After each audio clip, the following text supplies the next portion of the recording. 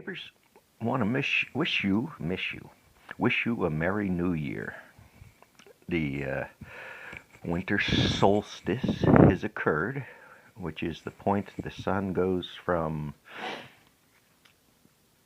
the shortest day of the year to increasing lengths of the day until the summer solstice, right? Happens twice a year, two solstices.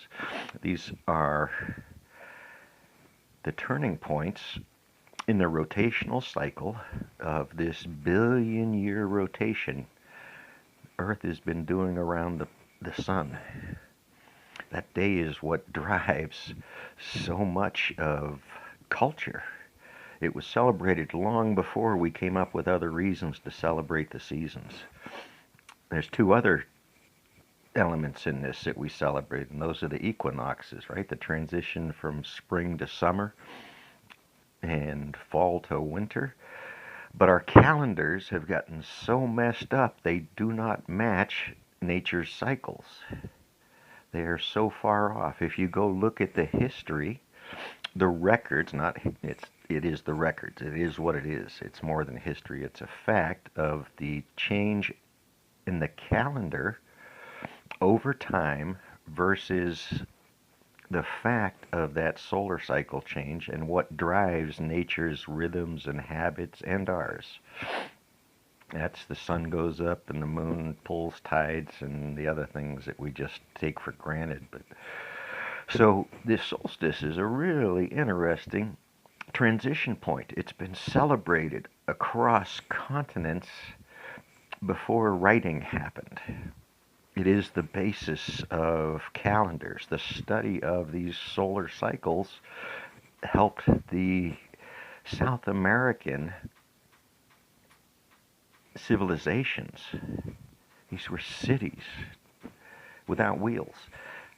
So they developed a calendar, the Delton Epochs, I believe. I don't know the whole exact details of it, but I do know its cyclical nature, its basis in watching the moon and the sun in our roughly 20,000 years of humanity.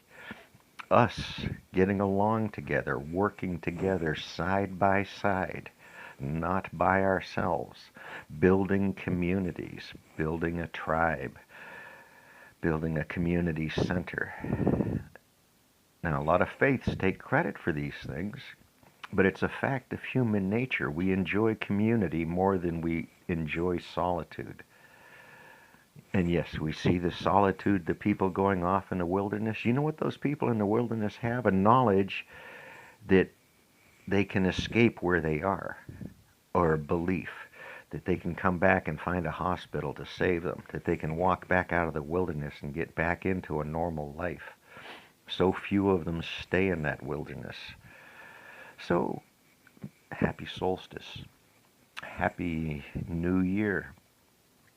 The days will grow longer because that's how it works. It's kind of that simple. You can just be satisfied with that knowledge. It's amazing how long it's been happening. So this is what the solstices were about.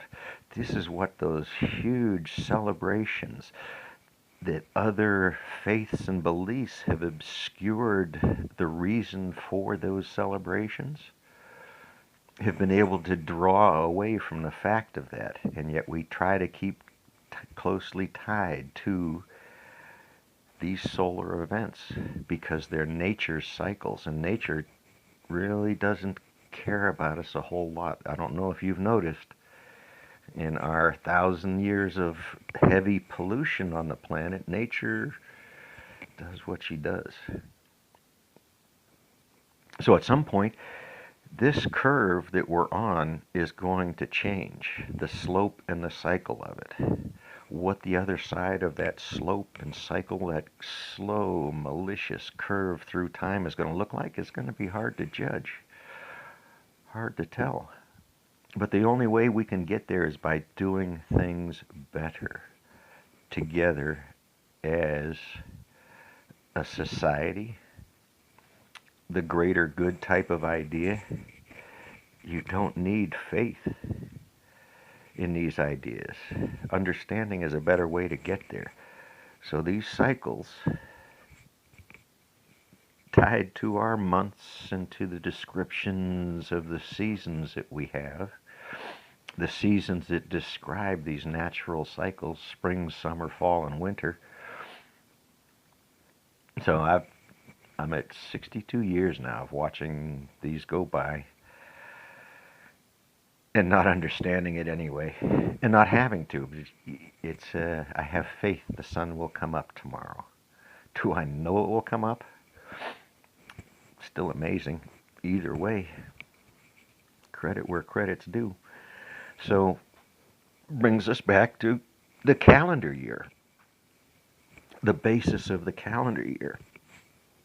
Truly, the calendar year started sometime when we invented the idea of a calendar, which would put us at the beginning of the Mayan Empire, since that is the best, most accurate clock that we have ever seen. It didn't end. They just did not refresh and make the next cycle,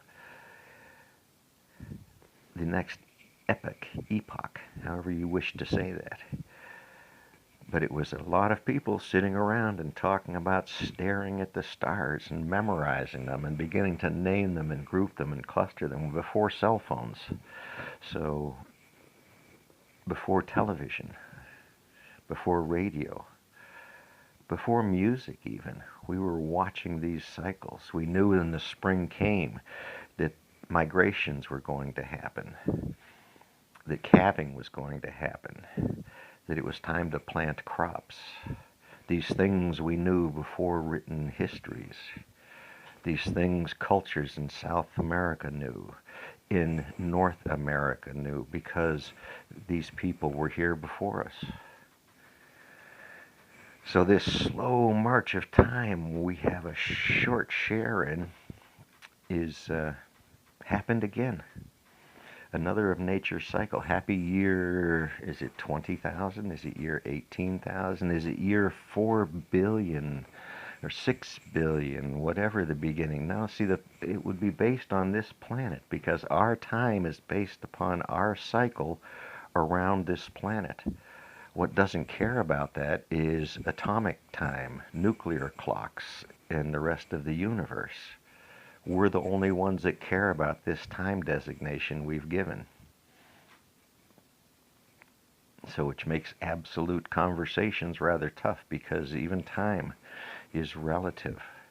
The time that we use to slice apart nature is relative to how, if a planet was spinning closer to a sun and could sustain life, would they find out about the universe twice as fast because they're spinning twice as fast?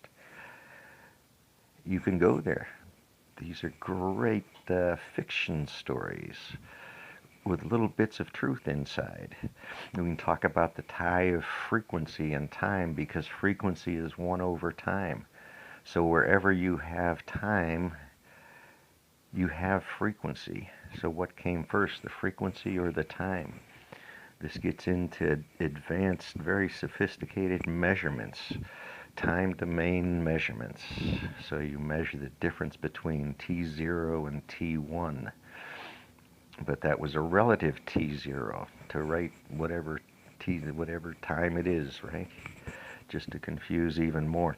These are conversations we went through starting in the 80s. We were concerned about Y2K type issues because of the byte size inside a microprocessor, and that byte was used,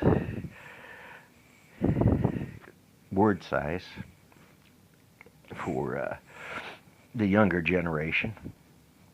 So simply put, you didn't have 16 or 32 or 64 bits to store an idea, a memory.